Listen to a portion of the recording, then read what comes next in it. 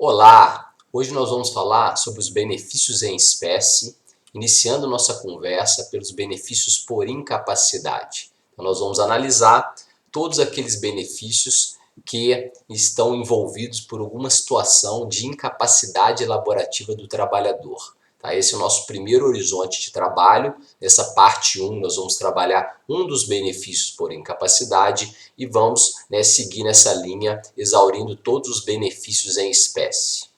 Começando pelos benefícios por incapacidade, a gente tem que ter um norte, uma noção geral.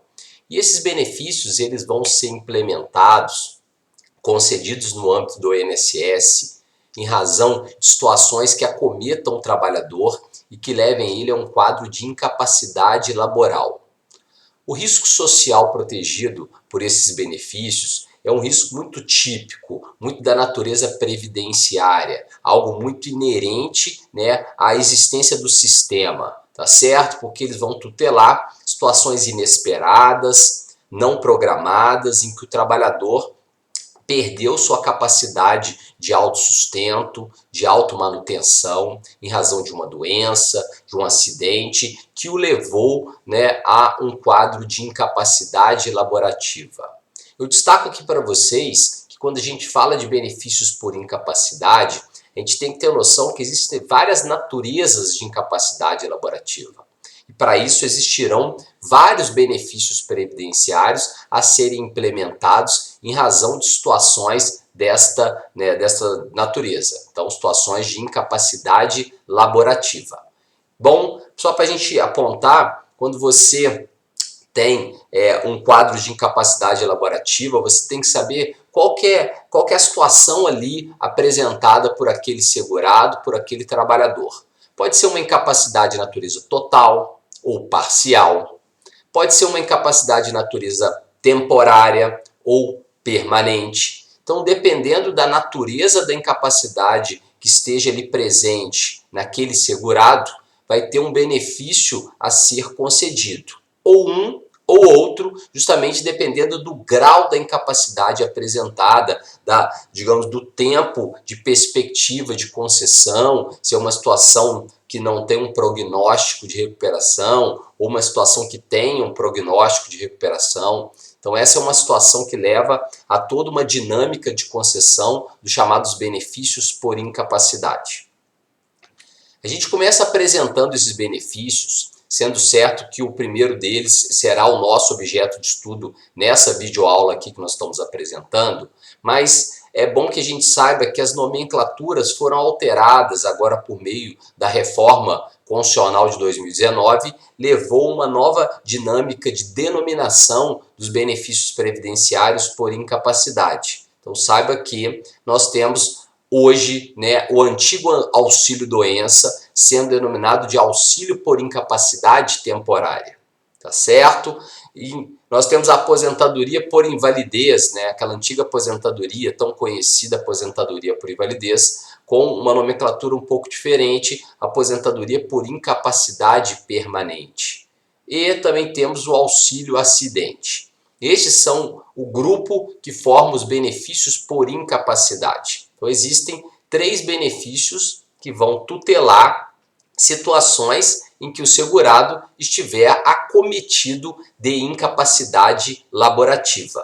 Beleza? Dependendo da natureza da incapacidade que ele apresentar, uma dessas garantias poderá ser devida a ele, logicamente, se todos os demais requisitos que serão por nós apresentados estiverem devidamente demonstrados. Essa é uma perspectiva inicial, só para a gente saber que, dependendo da forma, do tipo de incapacidade que acometa o segurado, que venha levá-lo a uma impossibilidade laboral, nós teremos uma variedade de possibilidades dentro do regime geral de previdência social, onde o INSS vai avaliar, verificar as condições ali apresentadas por aquele segurado e vai deferir ou não, dependendo do quadro ali aferido, um benefício por incapacidade. Seja o auxílio doença, novo auxílio por incapacidade temporária, seja a aposentadoria por invalidez, atualmente chamada de aposentadoria por incapacidade permanente.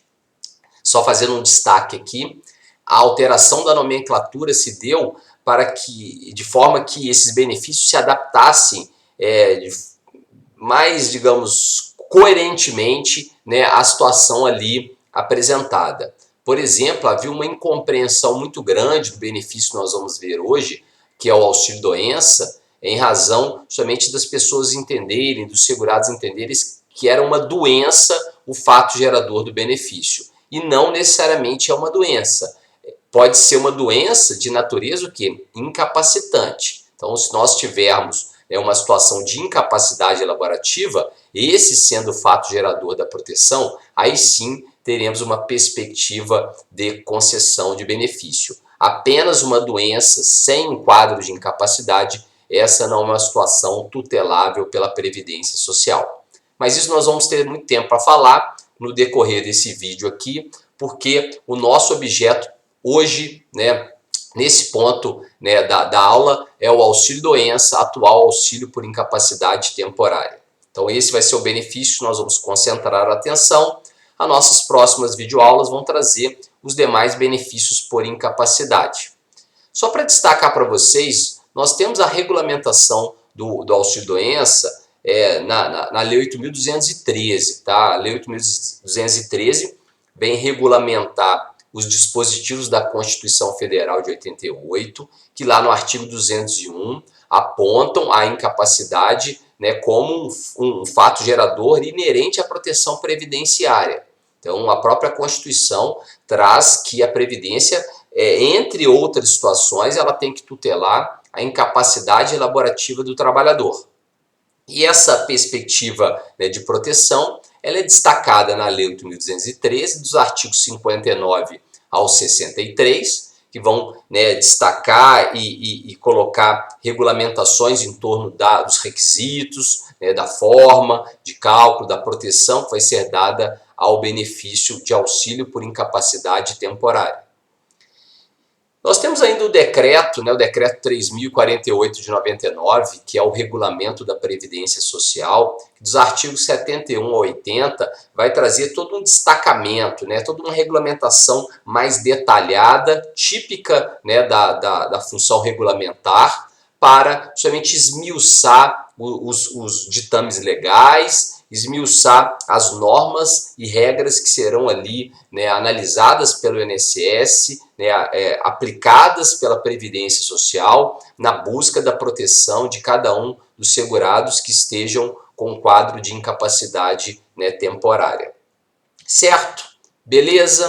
Para a gente começar a ter um panorama do auxílio por incapacidade temporária, o próprio nome, essa nova nomenclatura que foi dada, já nos traz uma perspectiva muito clara do que será o âmbito de atuação desse benefício previdenciário. Então, o benefício de auxílio, né, por incapacidade temporária justamente vai ser concedido numa situação em que o segurado tiver, né, aferida uma impossibilidade laboral para suas atividades habituais, mas dentro de um prognóstico de plena recuperação.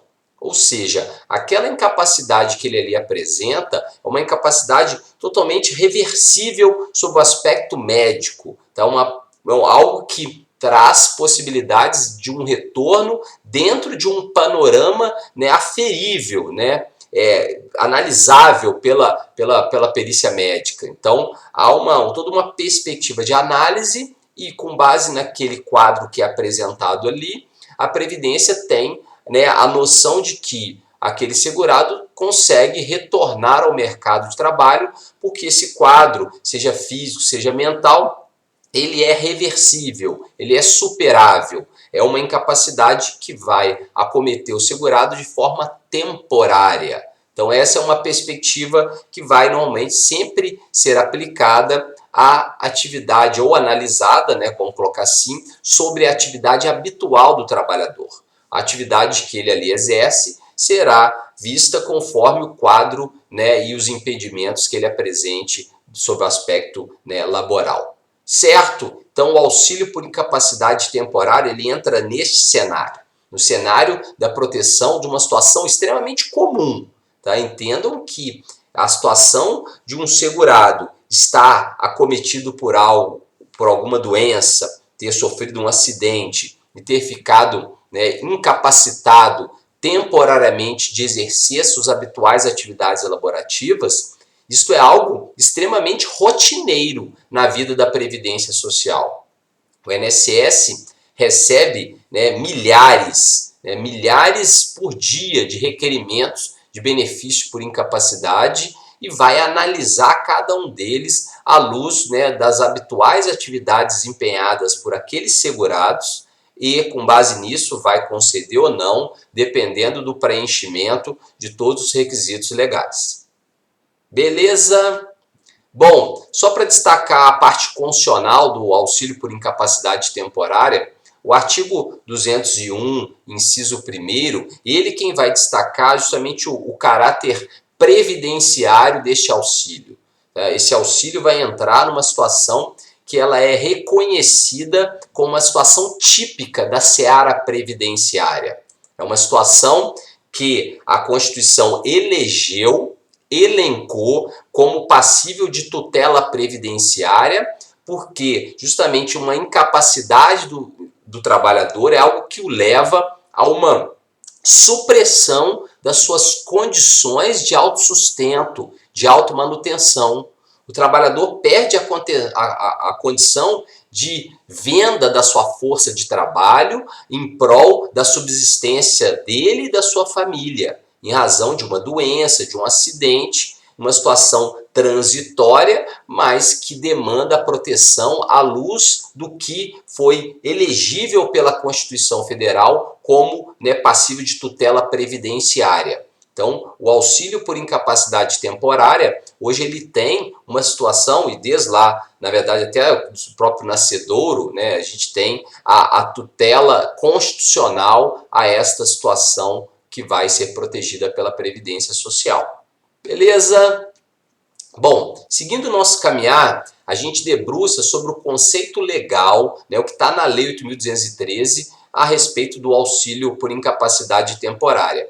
E eu destaco aqui para vocês justamente esse caráter transitório, que vai ser concedida a proteção ao segurado, né, que, cumprido a carência, quando for o caso, ele estiver incapacitado de exercer suas habituais atividades e vai ser concedida a ele, né, enquanto permanecer essa condição. Então, aí nós temos uma perspectiva, lógico, né, sem dar uma dimensão àquela incapacidade que está sendo ali aferida, mas vai dar uma perspectiva de manutenção daquele benefício durante certo tempo, enquanto presente aquela situação, né, transitória, temporária de incapacidade laborativa.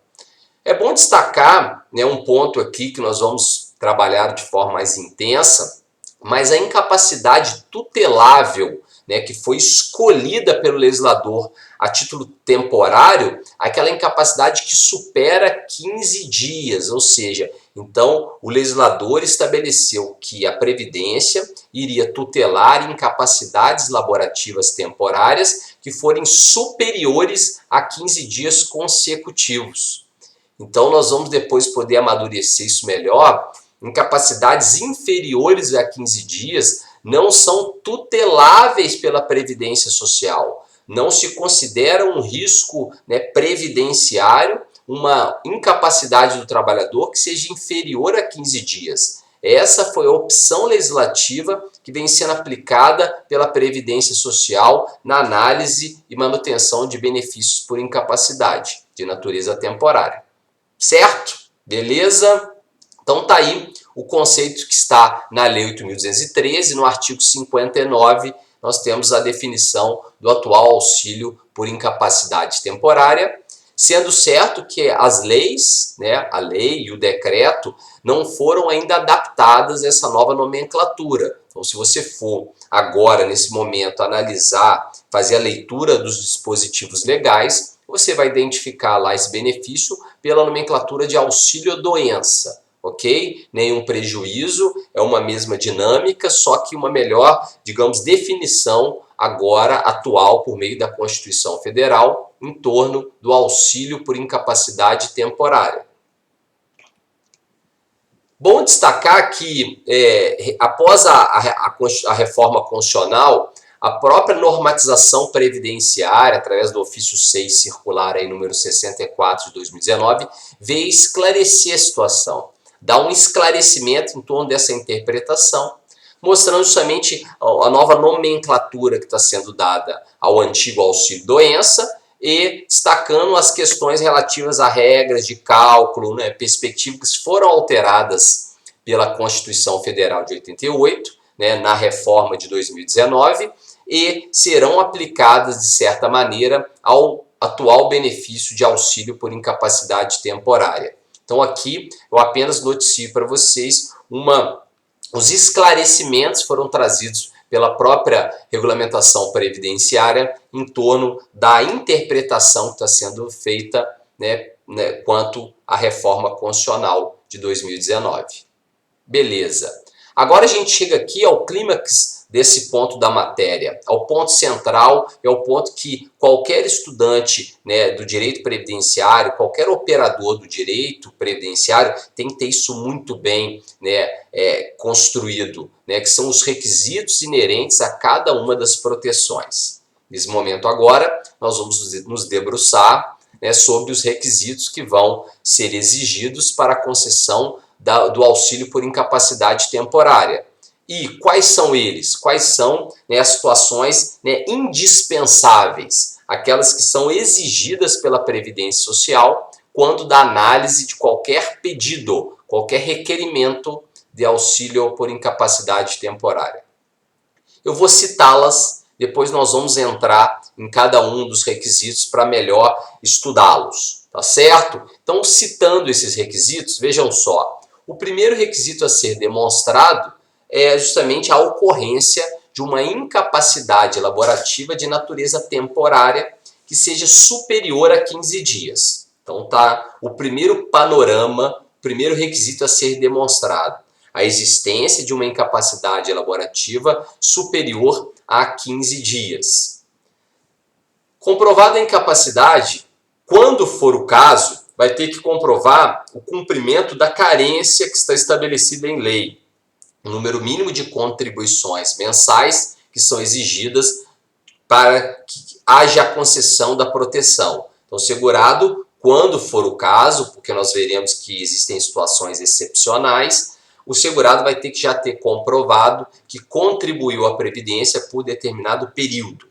Certo? Beleza? E, por fim, né, a comprovação da chamada qualidade de segurado à luz do fato gerador do benefício, que é a data do início da incapacidade. Então, à luz da data do início da incapacidade, que também será o parâmetro da análise da carência, nós vamos demonstrar isso, nós vamos aferir se existe qualidade de segurado ao tempo, né, daquela ocorrência, ao tempo, né, da consolidação do quadro de incapacidade laborativa. Certo? Então, esses são os 3 requisitos indispensáveis à concessão do auxílio por incapacidade temporária. Vamos vê-los agora em suas minúcias. Vamos lá. Iniciando a incapacidade temporária, só para que a gente coloque isso nos devidos termos, a análise desta situação de incapacidade vai ser aferida por critérios técnicos. Então, existem critérios técnicos, critérios médicos que vão ser aplicados para definir ou não a existência de um quadro de incapacidade laborativa. Então, quando se faz um requerimento de auxílio por incapacidade temporária, né, existe um agendamento de uma perícia médica. Então, uma perícia médica que vai analisar as condições, né, clínicas daquele segurado, as situações que ele apresenta e se isso influi ou não na sua capacidade laborativa.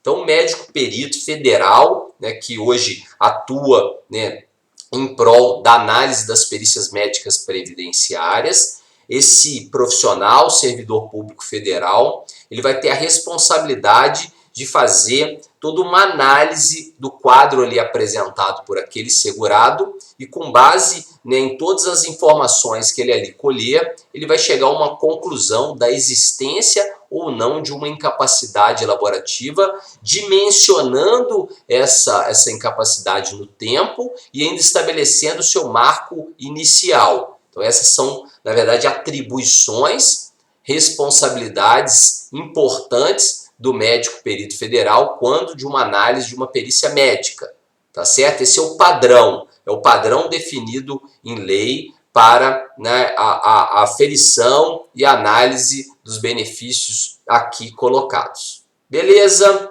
Então, vai se exigir necessariamente, né, um exame médico pericial. Essa é uma situação ordinária, então, uma situação que é aplicada ordinariamente, né, nos requerimentos de benefício por incapacidade laborativa, que é o agendamento de uma perícia médica que é feita, né, na estrutura da Previdência Social, do âmbito das agências da Previdência Social. Vou só dar um destaque aqui, porque no período excepcional, né, como, né, o período de quarentena, por exemplo, admite-se, e a lei hoje regulamenta isso, uma perícia sendo feita à distância, tá, com envio de informações médicas e deferimento de benefícios, né, sem uma análise física presencial. Essas são situações extraordinárias. A situação ordinária é a situação de perícias sendo fisicamente feitas, né, presencialmente realizadas no âmbito das agências da Previdência Social de todo o nosso país. Interessante aqui que eu destaco que nesse exame médico pericial, né, uma vez constatada pelo perito a incapacidade para as atividades habituais, ou seja, o segurado está incapacitado para o exercício das suas habituais atividades, esse médico perito vai definir qual foi o momento. Ele tem que, com base nos elementos que estão ali presentes naquele ato pericial, estabelecer um marco do início daquela incapacidade elaborativa, que é firmada por meio de uma sigla que é a DII, data do início da incapacidade. É importante que, e é necessário, e é até obrigatório que ele fixe uma data do início da incapacidade, porque é com base nessa data, nesse marco inicial da incapacidade, que vão ser analisados todos os demais requisitos para a concessão daquela proteção.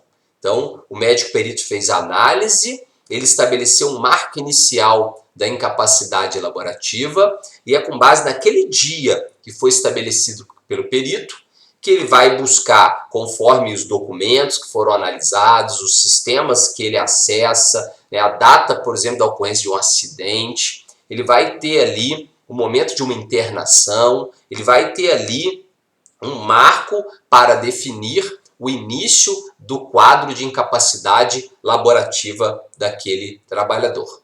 E esse marco vai ser importante para justamente o perito estabelecer ali e a Previdência poder analisar os demais requisitos previdenciários. Só para dar um norte aqui para vocês nesse ponto final de análise da chamada incapacidade temporária, é que essa nova nomenclatura nos traz uma situação mais confortável de análise e até de entendimento em torno desse auxílio. Porque antes se falava em auxílio-doença e existia uma grande incompreensão de pessoas falando o seguinte: olha, eu estou doente e eu não tenho direito ao benefício, por quê? O médico, olha, eu estou doente, que eu estou tomando remédio e eu não tenho o direito ao benefício previdenciário. Qual é a razão, já que o nome do benefício é auxílio-doença? Bom, essa nova nomenclatura nos coloca numa situação mais confortável, mostrando justamente como eu coloco no slide para vocês, que a data do início da doença pode ser até distinta da data do início da incapacidade. Isso pode acontecer. Logicamente, quando o médico aferir uma situação de progressão, de agravamento daquela moléstia, daquele problema de saúde, em que a pessoa, uma vez doente, só apresentou um quadro de incapacidade laborativa num outro momento. Isso é muito comum na análise médico-pericial, uma divergência entre data do início da doença e a data do início da incapacidade.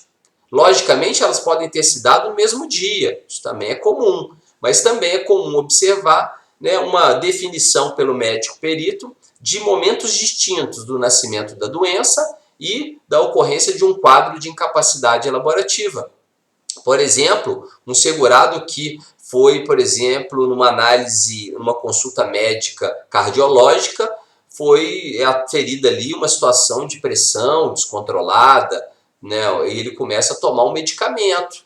Tá? Essa é uma situação que foi ali analisada. Olha, eu fui no cardiologista e foi detectada uma situação, né, nos exames de um descompasso cardiológico, estou com uma pressão meio descompensada, passei a tomar um remédio.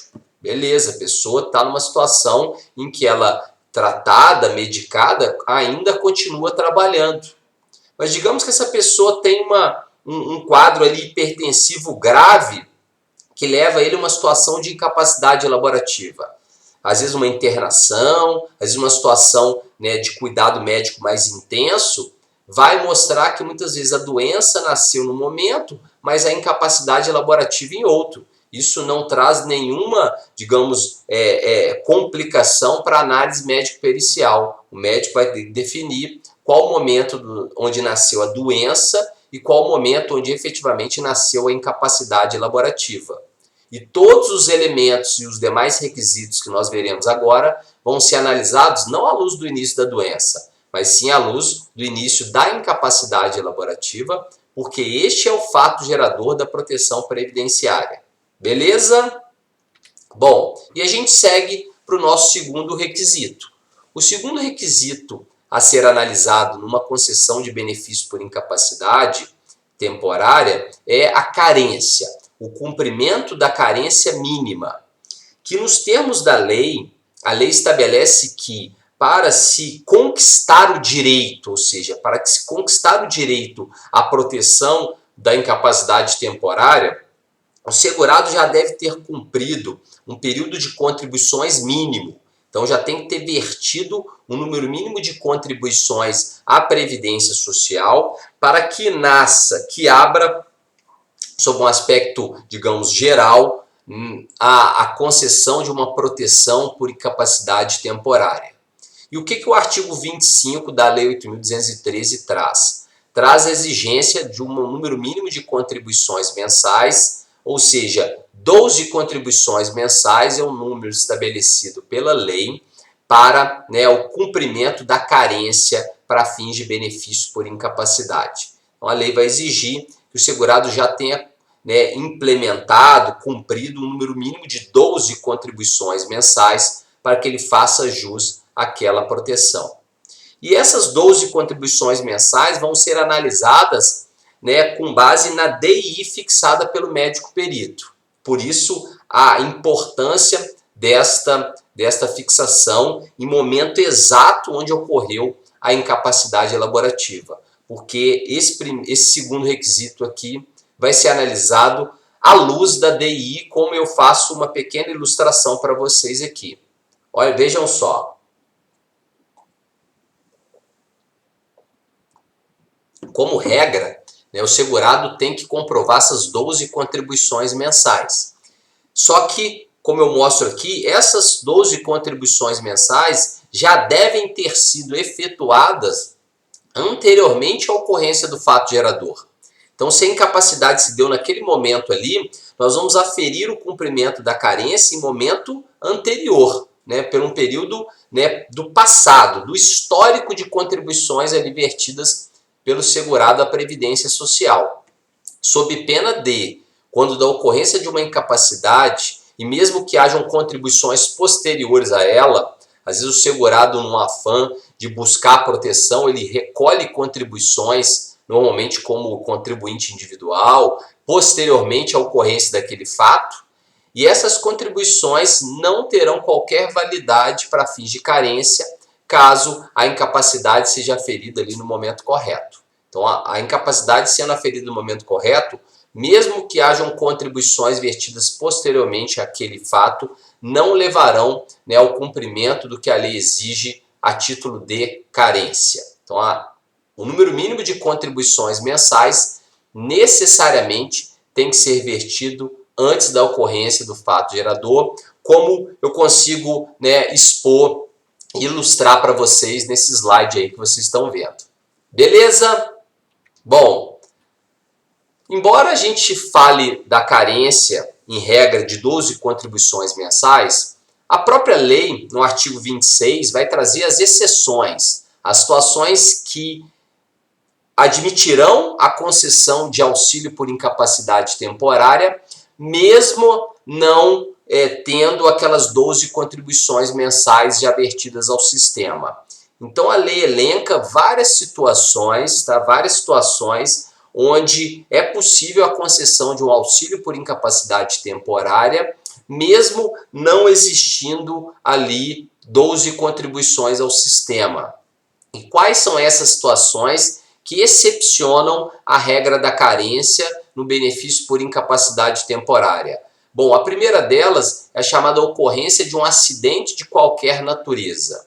Então a lei entendeu que quando a incapacidade temporária sobrevier, ou seja, for originada num acidente de qualquer natureza, não há que se exigir carência. Então o trabalhador, muitas vezes, laborando há 1, 2 meses do seu primeiro emprego, se ele sofre um acidente do trabalho, ele vai ter a garantia da proteção da incapacidade temporária, mesmo tendo só, por exemplo, 2 contribuições ao sistema, porque aquela incapacidade ali, ela originou-se numa situação de acidente, e no caso ali um acidente do trabalho, tá certo? Bom, mas poderia não ser um acidente do trabalho, poderia ser um acidente doméstico. Estava trocando uma lâmpada em casa, caiu da escada, quebrou a perna. É um acidente de qualquer natureza? Sim.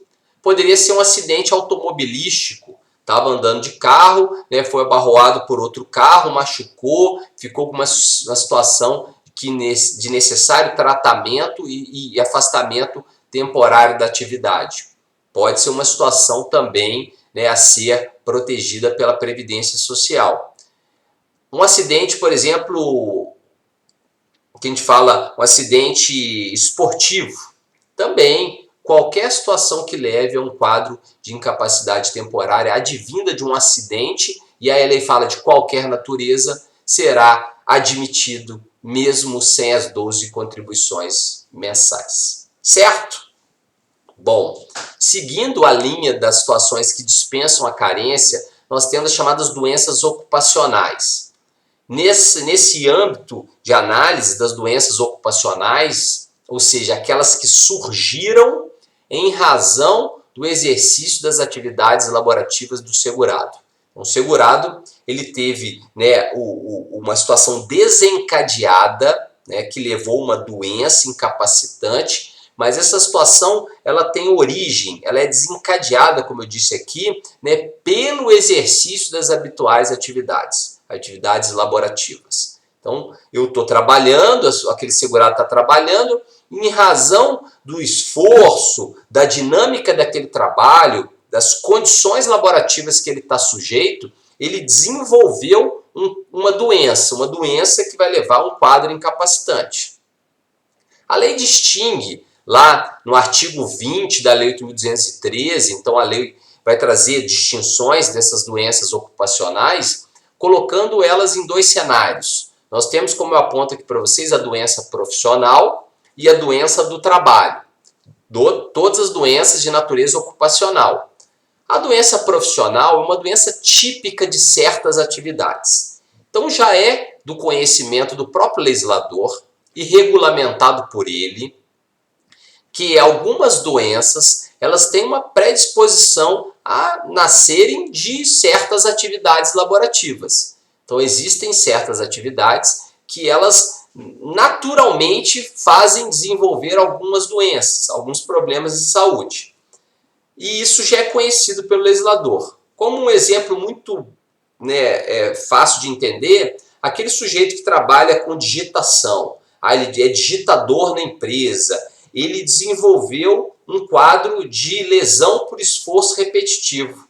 Então existem proteções laborais de várias naturezas, no que concerne, né, normas de segurança do trabalho, né, normas de proteção ao trabalho, para aqueles que laboram em funções muito rotineiras, muito repetitivas, para evitar a ocorrência dessas doenças. Mas quando elas acometem o segurado, normalmente essas doenças são aferíveis como doenças profissionais. Então são doenças que são típicas de certas atividades. Então existem certas atividades, pela dinâmica delas, elas naturalmente elas vão gerar problemas daquela natureza. Então são doenças típicas daquelas atividades, normalmente reconhecidas como doenças profissionais no âmbito da Previdência Social. Mas, por outro lado, nós temos as doenças do trabalho. Ambas as situações dispensariam a carência, tá certo? Ambas as situações. Então, nós temos a doença do trabalho. A doença do trabalho é uma doença que surge não numa situação típica, mas numa situação especial, extraordinária. Então, a doença do trabalho é aquela que surge em razão de condições especiais com que o trabalho era desempenhado. Então, digamos que existe uma situação excepcional, né, um assédio moral, uma situação de ilícito dentro de uma empresa, por exemplo, tá, um assalto, uma situação de reféns dentro de uma empresa, de um comércio, e aqueles trabalhadores foram sujeitos a uma condição totalmente especial. E digamos que alguns deles, ou um deles, tenha desenvolvido um quadro, né, psiquiátrico, psicológico, que leve a uma impossibilidade laborativa em razão daquela situação ali exposta no ambiente laborativo. Essa vai ser uma situação que vai ser reconhecida como doença do trabalho, porque aquele sujeito foi, em tese, exposto a uma situação excepcional, especial, com que o trabalho estava sendo desempenhado. E dali nasce um quadro de incapacidade que pode ser reconhecido como oriundo de uma doença do trabalho, que também dispensará a carência. Certo? Uma outra situação são as chamadas doenças graves, definidas na lei como uma exceção. Então, a lei, define sua principal norma, é o artigo 151, o 151 da Lei 8.213, vai trazer como situações excepcionais uma lista de doenças consideradas graves que vão excepcionar a necessidade de aplicação da carência mínima de 12 contribuições mensais. Essa lista para a Previdência Social, ela traz situações taxativas, somente aquelas dispensarão a carência, por serem apontamentos de exceção, tá? Normas ali de exceção. Só que, no âmbito da jurisprudência, nós temos um tema bem controvertido. Não é uma situação pacificada, não há uma jurisprudência maciça e pacificada única, mas grande parte do judiciário, em decisões até mesmo de âmbito de tribunal, entendem que aquele rol poderia ser considerado exemplificativo com a inclusão de outras doenças também consideradas graves. O problema é entender aqui, estabelecer qual doença é grave, porque muitas doenças podem não ser, mas se tornar graves por um caso concreto. Então, dependendo da situação, é muito difícil você estabelecer qual é ou não uma doença de natureza grave. E aí entra uma situação de larga discussão, que para a Previdência Social ela ainda defende e busca isso, seria uma situação taxativamente estabelecida em lei, enquanto a jurisprudência tenta flexibilizar de algum modo a aplicação dessa norma. Então saibam dessa controvérsia, tema polêmico, existente nesse último ponto da exceção, às regras de carência no benefício por incapacidade temporária. Certo? Beleza? Então nessa situação o sujeito pode ser protegido mesmo não tendo cumprido as 12 contribuições mensais. E a gente chega ao final aqui dos requisitos, tá? Que é o terceiro requisito, que é justamente a comprovação da qualidade de segurado, que é o vínculo jurídico previdenciário ao tempo da ocorrência do fato gerador do benefício. Então nós temos aí o nosso último requisito a ser comprovado, que é justamente demonstrar que ao tempo da ocorrência daquela incapacidade, havia ali a relação jurídica previdenciária devidamente ativa. O segurado estava filiado à Previdência Social, né, mantendo essa relação jurídica até ao tempo da ocorrência daquela incapacidade laborativa. Então, esse é um importante requisito a ser analisado, sob pena de não concessão da proteção pela chamada perda da qualidade de segurado ou falta dela, né? Falta da qualidade de segurado é muitas vezes o motivo pelo qual leva a Previdência a não conceder a proteção a alguns segurados. Certo? Eu destaco aqui para vocês ao final que quando um segurado tem aferido uma incapacidade antes do seu ingresso, antes da sua filiação à Previdência, a lei traz uma situação de reconhecimento da doença incapacitante pré-existente ao ingresso, o que leva a uma desproteção previdenciária. Então temos que ter em mente que, né, não será devido o benefício, né, àquele que se filiar já cometido de doença, né, incapacitante, salvo quando essa doença, que logicamente não era incapacitante, se tornar incapacitante posteriormente ao ingresso. Aí entram aquela situação que é distinta entre a data do início da doença e a data do início da incapacidade, quando houver uma situação de agravamento ou progressão daquela moléstia. Então aqui é uma norma de proteção do sistema. Então o sistema busca se resguardar, se proteger diante de uma situação de incapacidade prévia, tá? Incapacidade prévia do segurado. Embora possa ser questionado, mas alguém já incapaz começa a pagar a Previdência Social, saibam que isso não é incomum. Existem muitos casos de pessoas naquele tem uma situação um pouco desesperada, né? Naquela situação que não vê alternativa, ele começa a pagar a Previdência para tentar uma proteção. Isso não é incomum. É muito, às vezes, uma situação que ocorre no âmbito das agências da Previdência Social, pessoas já muitas vezes acometidas de doenças bem largas, incapacitantes, sob, né, um aspecto laboral intenso, mesmo assim contribuindo à Previdência para tentar de alguma forma numa proteção, porque outra não há sob o aspecto previdenciário. Certo? Beleza? Então eu ilustro aqui para vocês como é que seria a constatação de uma doença pré-existente. Bom, o sujeito entrou no sistema, começou a pagar a Previdência Social. Muitas vezes ele espera aquelas 12 contribuições para começar a requerer o benefício. Só que quanto da realização de uma perícia médica, o médico identifica elementos, às vezes por até consulta ao sistema DataSUS, do Sistema Único de Saúde, ele chega lá e analisa e vê internações, vê situações ali registradas que levam a ele identificar uma incapacidade laborativa no momento anterior àquele ingresso. Numa situação como essa, não seria demonstrável esse terceiro requisito, que é a qualidade de segurado ao tempo da data do início da incapacidade, o que levaria à desproteção do segurado. Certo? Beleza? Então, só para deixar claro, quaisquer desses requisitos que faltem, não conseguiu demonstrar a incapacidade, ou essa incapacidade era inferior a 15 dias. Não conseguiu comprovar que tinha carência quando ela era exigida, no caso ali concreto. Não conseguiu comprovar que havia qualidade de segurado ao tempo da incapacidade. Quaisquer desses requisitos que faltem, que não sejam demonstrados, isso levará à não proteção pela Previdência Social. Então a Previdência não gerará proteção para aquela situação ali destacada. Beleza? Bom, vamos seguir então. Aqui nós temos um ponto a ser destacado que para muitos gera algum tipo de conflito.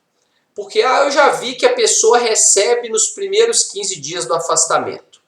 Essa é uma prerrogativa, uma responsabilidade que foi transferida aos empregadores de segurados empregados. Então o segurado empregado, como eu destaco aqui, ele vai ter a garantia de proteção nos 15 primeiros dias de afastamento, em razão da obrigatoriedade do seu empregador, da empresa, de custear o seu salário nos 15 primeiros dias do afastamento, somente ficando a cargo da Previdência protegê-lo a partir do 16º dia deste afastamento. Então essa é uma norma que, segundo a lei, só se aplica a um dos segurados da Previdência Social. Então o segurado empregado, ele vai ter a garantia de ser protegido pela empresa nos primeiros 15 dias do seu afastamento e a partir do 16º dia pela Previdência Social. E os demais segurados? Embora haja até uma incompreensão de muitos, mas por meio de uma determinação legal muito clara, nós não temos proteção para os demais segurados neste período. Então, por exemplo, um contribuinte individual, um autônomo que fica uma semana sem poder trabalhar, fica em casa, às vezes uma situação não pode trabalhar. A lei não oportunizou proteção previdenciária para este trabalhador. Esse trabalhador não tem a garantia de buscar o auxílio por incapacidade temporária, porque a incapacidade dele é inferior a 15 dias. E a lei exige que seja superior. Então, um autônomo que fica em casa uma semana sem poder trabalhar, o ônus é exclusivamente dele. O próprio trabalhador tem o ônus de custear esse período de afastamento. Então, essa é uma situação que para muitos até não deveria existir, mas ela existe e hoje é aplicada pela Previdência conforme os rigores da lei. A lei elegeu como um fato gerador da proteção previdenciária a incapacidade que seja superior a 15 dias. Então, traz lá a empresa, a responsabilidade da empresa, e ela vai usar os seus mecanismos de aferição, com base na medicina do trabalho, que ela tenha ou contrate para aferir e avalizar aqueles atestados que estão sendo ali apresentados pelo segurado. E a partir do 16º dia do afastamento, a empresa deixa a cargo da Previdência Social a tutela daquele segurado. Então aqui é só uma norma que mostra como a empresa vai gerir os seus afastamentos e as suas licenças temporárias por meio, logicamente, da medicina do trabalho. Certo? Beleza?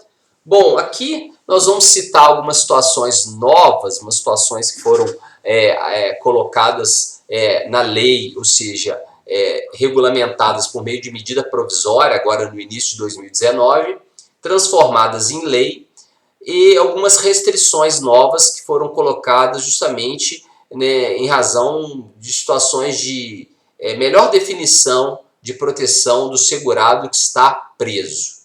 Então, o segurado que está preso hoje, recluso, em regime fechado, ele não tem mais direito ao auxílio-doença. Essa é uma situação que antes de 2019 era comum, muitos segurados indo até as agências por meio de escolta policial, escolta dos agentes penitenciários, para aferir as condições ali de manutenção ou não do auxílio-doença, e o médico constatando aquela situação, eles continuavam a receber, só que não geravam também o auxílio-reclusão para suas famílias. Então, aqueles que poderiam instituir auxílio-reclusão para os seus dependentes, por estarem em gozo de auxílio-doença, não, em tese, ficavam impedidos de ser esses instituidores. O legislador agora, para melhor definir, tentar até transferir de forma mais intensa para as famílias o benefício a ser gerado a partir de uma reclusão, ele impediu, ele proibiu, isso lógico para prisões que ocorram após a mudança, proibiu o segurado de gozar de auxílio-doença quando preso. Então veio lá e destacou, o segurado, se for preso, o benefício vai ser suspenso. Esse benefício permanece suspenso por 60 dias, se ele continuar preso. Se ele for solto nesse período, restabelece o pagamento do benefício. Se não, cessa a proteção e ele lá na frente vai ter que buscar uma nova, caso entenda que ainda que preenche todos os requisitos legais. Então aponto para vocês aqui nesse próximo slide regulamentações novas que estão na Lei 8.213 tá, a respeito do direito, né, ou não, né, da ausência de direito, melhor dizendo, daquele segurado que está preso. Então hoje, né, a situação é melhor detalhada e mais restritiva no que tange à proteção do segurado que está preso. Então o auxílio-doença que ele vinha gozando cessa e ele não tem a garantia da proteção durante o momento que está preso. Se ele for colocado em liberdade e a prisão dele declarada ilegal, ou seja, foi ilegalmente preso, aí sim ele vai ter direito a receber todo aquele período. Então isso a lei coloca também como algo muito justo, tá, e muito ponderado dentro desse Estado democrático de direito que nós vivenciamos. Beleza? Tranquilo? Bom, então preenchidos os requisitos legais, a gente chega agora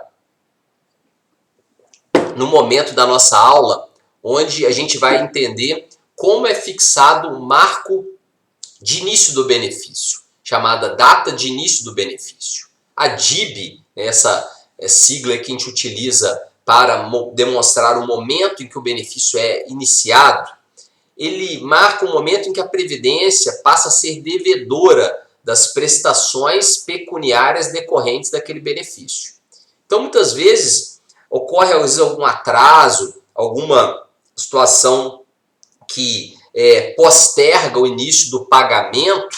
Isso não gera prejuízos ao segurado, porque ele tem o direito de receber desde a DIB. Então, mesmo a situação judicializada, às vezes, a Previdência negou e vai em juízo, a pessoa consegue demonstrar um quadro de incapacidade temporária. Essa vai ser uma situação que vai permitir ao segurado receber todas as prestações pecuniárias decorrentes daquele benefício desde a data do início do benefício. Como é que essa data é firmada? Vejam o que a lei traz. A lei traz o seguinte: existe uma regra para o empregado, existe uma regra para os demais segurados. A regra do empregado diz que ele vai ter direito de receber o benefício desde o 16º dia do afastamento. Tá certo? Então, o empregado tem o direito de receber a partir do 16º dia do afastamento, porque, logicamente, até o 15º dia ele teve a proteção pelo seu empregador, por meio de recebimento do seu salário. A partir do 16º dia vai ser o momento onde vai ser fixada a DIB. Para os demais segurados, vai ser a contar da data do início da incapacidade. Então, desde o primeiro momento em que ele ficou incapaz. Logicamente, se essa incapacidade for superior a 15 dias. Tá certo? Então, existem esses dois momentos. Um do 16º dia, no caso do empregado, outro da data do início da incapacidade, ou seja, da DII, daquele primeiro momento em que ele ficou incapaz. Todos os demais segurados terão o direito de receber e ter fixado a sua DIB ali. Só que essa regra ela é complementada, desde que eles requeiram o benefício dentro dos 30 primeiros dias, ou seja, até o 30º dia do afastamento tem que provocar, tem que registrar o requerimento no sistema da Previdência Social, seja qual for o canal de atendimento que esteja sendo utilizado. Então você pode utilizar um canal de atendimento online, Meu INSS, atendimento, né, por telemarketing, ou seja, via telefone, pode ser um atendimento até mesmo presencial, agendado numa das agências, seja qual for o meio físico ou eletrônico está sendo utilizado. Tem que se registrar o pedido, o requerimento de auxílio, né, por incapacidade temporária até o 30º dia, para que seja fixada a DIB no 16º dia para o empregado ou na DII para os demais segurados. Ah, mas se não requerer até o 30º dia, tem prejuízo? Vai ter prejuízo pecuniário, mas o direito, se permanecer intacto, vai ser reconhecido e concedido pela Previdência Social, pelo INSS. Só que, se o requerimento for firmado posteriormente ao 30º dia, a data da entrada do requerimento vai ser o parâmetro para a fixação da DIB. Ou seja, digamos que o sujeito fique 3 meses incapaz sem requerer a Previdência Social. E ele resolve naquele momento requerer. 3 meses depois que ficou incapacitado. Ele registra no canal de atendimento da Previdência o seu requerimento, né, administrativo, firmando ali o que a gente chama de data de entrada do requerimento. Essa data de entrada do requerimento vai servir de parâmetro para a fixação da data de início do benefício. Ah, então ele não recebe esses 3 meses? Não recebe esses 3 meses. Ele tem direito de receber apenas da DER, ou seja, da data de entrada do requerimento para frente. Ali será fixada a data do início do benefício. Para que haja a proteção mais larga, a proteção mais favorável, tem que se requerer o benefício até o 30º dia do afastamento. Essa é a regra estabelecida pelo legislador para a fixação da data do início do benefício. Certo? Beleza? Bom, entendida a data do início do benefício, nós vamos à perspectiva de cálculo, né, de formação da renda mensal inicial do benefício, ou seja, a renda mensal que vai ser paga ao segurado. O quanto esse segurado vai ter direito de receber da Previdência Social os valores, né, a título de auxílio por incapacidade temporária. A lei traz que esse benefício vai ser calculado com base no salário de benefício. Então, o salário de benefício, que é a média das contribuições vertidas pelo trabalhador à Previdência Social, vai ser o parâmetro de, né, aferição da renda mensal. E diz o legislador que aplicaremos um percentual de 91% sobre essa média, sobre o salário de benefício. Então, o salário de benefício é a base de cálculo. Eu tenho estabelecido lá no artigo 61 da Lei 8.213 essa regra agora aqui vista, e nós temos um percentual de 91% que vai ser aplicado sobre a média. Só que essa média, é bom a gente destacar, ela sofreu mudanças. Antes da reforma previdenciária de 2019, ela era calculada com base nos 80% maiores salários de contribuição apurados no período básico de cálculo daquele trabalhador. Então, nós temos o período básico de cálculo, PBC, tá? Esse período vai ser utilizado para se apurar todos os salários de contribuição. Anteriormente à reforma, caso, né, o fato gerador esteja lá presente, né, digamos que a incapacidade é anterior à reforma, vamos utilizar essa regra antiga, apurar o salário de benefício com base em 80% dos salários de contribuição ali presentes, logicamente descartando os 20% menores. Se a incapacidade for posterior à mudança constitucional de 2019, tá, a reforma, tá, a emenda constitucional 103 de 2019, que entrou em vigor no dia 13 de novembro de 2019, nós aplicaremos a regra nova, que é apurar o salário de benefício com base em 100% dos salários de contribuição constantes do período básico de cálculo. Então, nós vamos apurar todos os salários de contribuição, tirar a média e, com base nessa média, aplicar o percentual de 91% para encontrar a renda mensal do auxílio por incapacidade temporária. Então, essa é a perspectiva de cálculo do auxílio por incapacidade temporária à luz da regra anterior e a nova regra da, né, Previdência Social com a reforma de 2019. Certo? Parou por aí? Não. Porque quando a gente começa a estudar a renda mensal de benefício, nós vamos ver que tem uma regra que é acessória, uma regra que busca dar uma correspondência do valor do benefício a um padrão econômico mais contemporâneo do segurado. Então, muitas vezes tem segurados hoje que requerem auxílio-doença, que o PBC dele vai, às vezes, evoluir até julho de 94, ou seja, eu vou pegar contribuições desde lá de julho de 94 e até o momento aferi-las. Então, ele vai ter centenas de contribuições ao sistema para que a gente encontre aquela média. E muitas vezes essa média vai ser até superior ao padrão econômico que ele tem agora, no momento em que ele está agora trabalhando e, logicamente, afastado. né? Então, meu último vínculo tem às vezes um padrão econômico de um salário mínimo. Mas com base na média das minhas contribuições, eu tenho um benefício às vezes de R$ 4.000, R$ 3.000, porque esse último vínculo aqui é o que eu estou de forma menos favorecida financeiramente nele. Eu tenho um padrão econômico menor, um salário menor. E aí? Embora seja muito questionado, esse parágrafo 10 do artigo 29, ele vem e fala, olha, o auxílio por incapacidade temporária não poderá exceder a média das últimas 12 contribuições ao sistema. Então existe um segundo cálculo que é feito antes do pagamento do benefício. Eu faço aquele cálculo que nós já mostramos, eu vou achar o valor. E eu faço uma média das últimas 12 contribuições para entender, olha, esse valor está acima ou está abaixo?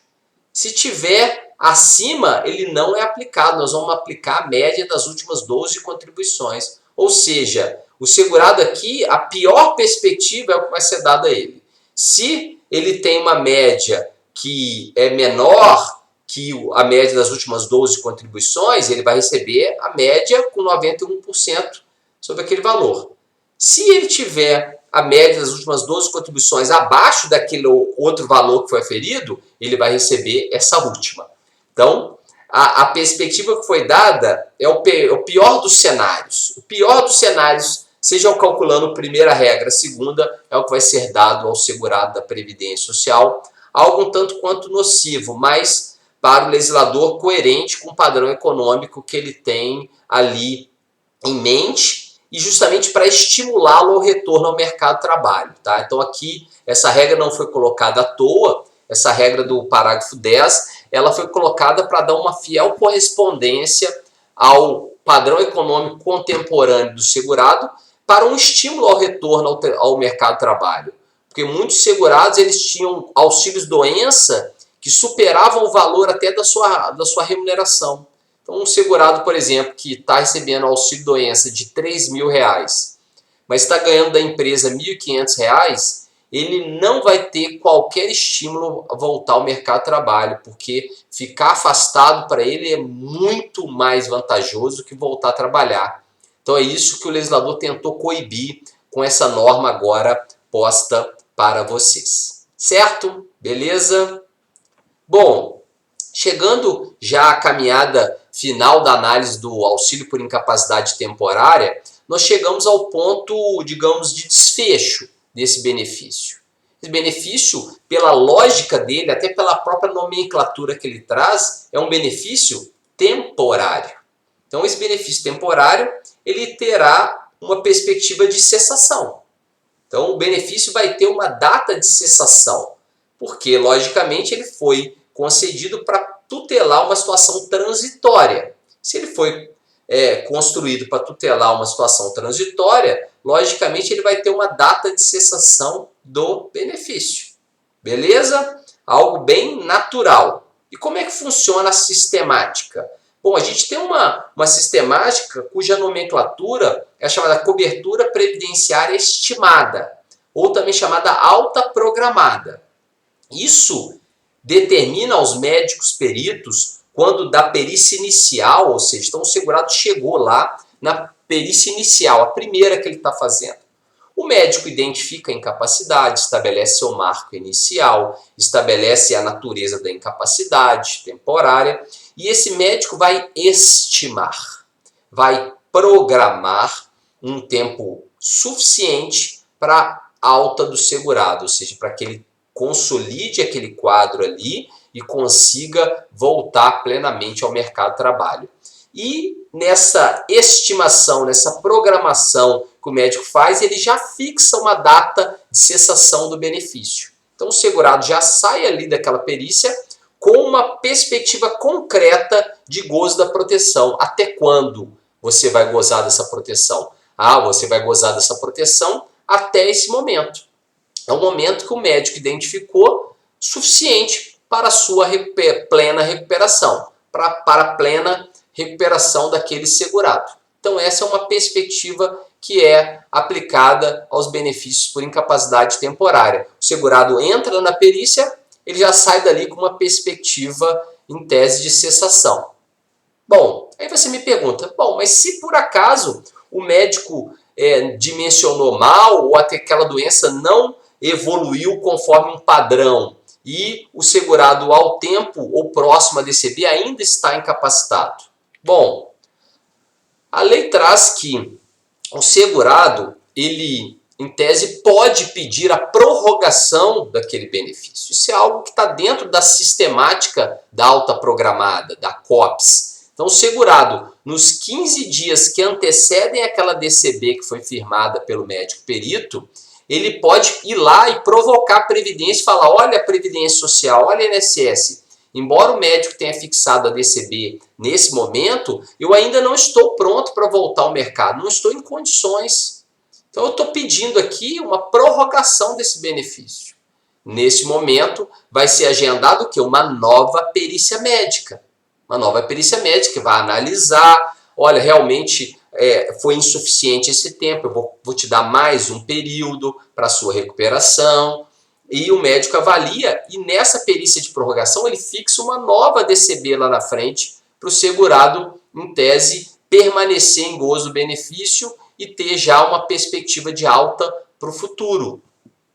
E aí, mas se chegar na outra DCB ele ainda não tiver pronto, não tiver pleno para voltar a trabalhar? Bom, num passado recente, a legislação permitia prorrogações ilimitadas, quantas vezes forem necessárias. Então, o que a gente chama de pedido de prorrogação poderia ser utilizado por várias vezes.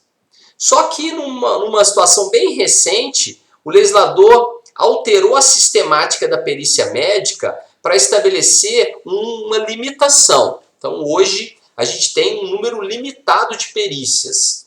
O legislador infraconstitucional, tá certo? Então, isso não foi posto em leis, foi posto nos regulamentos e nas normas infralegais da Previdência Social pelo INSS. Ele estabeleceu algumas possibilidades. Então, hoje você tem um número já pré-determinado de perícias a serem realizadas. Perícias que vão ser de manutenção, onde às vezes vai acontecer prorrogações automáticas por 30 dias do benefício.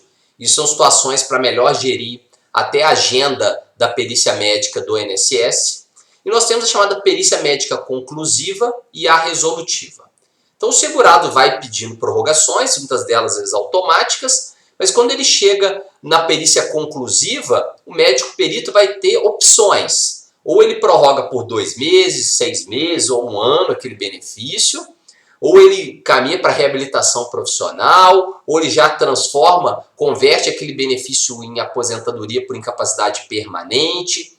Então, dependendo da situação, o médico vai ter algumas alternativas em prorrogar por períodos já determinados ou encaminhar para outros cenários, né, de manutenção do benefício ou transformação desse. Bom, digamos que ele tenha prorrogou por 6 meses. No final desses 6 meses, o segurado ainda não está apto ao retorno. Ele vai pedir uma nova perícia. Essa perícia não vai ser mais conclusiva, vai ser a resolutiva. E nessa perícia resolutiva, não tem mais cenário de prorrogação. O cenário é ou conceder a aposentadoria por incapacidade permanente, encaminhar para reabilitação profissional, dar alta com concessão de auxílio acidente ou dar alta. Essas são as opções dadas ao perito para, digamos, a análise daquele caso concreto. Parêntese, muitos profissionais médicos criticam a situação por um engessamento da perícia médica do INSS.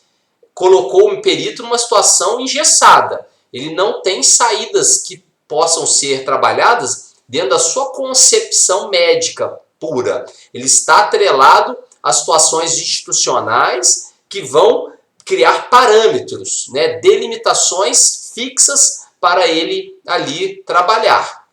É uma situação que foi identificada pelo INSS, pela Previdência, como mais benéfica para a gestão dos mecanismos de agendamento, de diminuição, de represamento, né, de fluxo de benefícios por incapacidade. mas logicamente traz um engessamento a essa dinâmica das perícias médicas. Certo? Beleza? Bom, então assim está sendo gerida a manutenção e até a perspectiva de cessação dos benefícios por incapacidade. Eu registro para vocês aqui nesse slide uma situação que às vezes é muito questionada. As pessoas falam, olha, mas eu tenho que me sujeitar à perícia médica para a concessão de um auxílio por incapacidade temporária? Segundo a lei, sim. A lei impõe ao segurado a obrigatoriedade dele se sujeitar à análise médico-pericial para benefícios por incapacidade. E essa obrigatoriedade está disciplinada no artigo 101 da lei, que vai trazer essa perspectiva de sujeição do segurado às análises médico-periciais que são feitas pela Previdência. Inclusive, caso eu coloque aqui na frente, ele tenha que ser encaminhado para um programa de reabilitação profissional. Também um ônus a ser aplicado ao segurado. Bom, para a gente chegar aqui ao nosso momento final, na última análise, para a gente concluir esse tema, bom, eu coloco só uma situação que às vezes ocorre, não é tão comum, mas ocorre com alguns segurados, que são aqueles que exercem atividades paralelas, concomitantes. Então, existem segurados que exercem mais de uma atividade laborativa. E atividades laborativas de natureza bem distintas. Se um segurado apresenta um quadro de incapacidade laboral em razão de uma delas, a perícia médica vai ter que fazer uma análise mais complexa, entendendo, olha, nessa atividade aqui ele está incapaz? Tá. Mas e na outra? Por exemplo, alguém que tem um cargo de técnico e um cargo de professor. Às vezes ele é um advogado e ele é um professor universitário. Mas o problema dele só o impede de ser professor, não impede de ser advogado. Ou o problema dele impede de ele ser advogado, mas não impede de ser professor. Ele pode ser que esteja incapacitado para ambas as atividades? Sim, mas pode ser que às vezes não, às vezes só para uma, às vezes não para outra. E aí, com base nisso, a perícia médica tem que fazer uma análise mais complexa, definindo esses cenários e muitas vezes definindo auxílio-doença para uma só daquelas atividades. Isso pode ocorrer, uma situação excepcional, mas que o legislador estabeleceu e eu coloco aqui para vocês essa possibilidade de ocorrência, tá? As chamadas atividades concomitantes e os quadros de incapacidade laborativa, às vezes somente para uma das atividades ali desempenhadas. Então a Previdência vai ter que olhar também, muitas vezes podendo definir para ambas ou somente para uma delas, criando um cenário um tanto quanto, às vezes, até complexo. Uma pessoa em gozo de auxílio-doença exercendo atividade laborativa. É uma situação possível que está determinada na lei, mas que tem que ser aferida no caso concreto dentro da complexidade que a situação apresente. Beleza? Tá certo? Bom, com base então nessas informações, a gente encerra essa análise dos benefícios por incapacidade em sua primeira parte, no que tange o auxílio por incapacidade temporária. Beleza? Espero que vocês tenham aproveitado aqui essas informações. Deixo um grande abraço a todos. Obrigado. Tchau, tchau.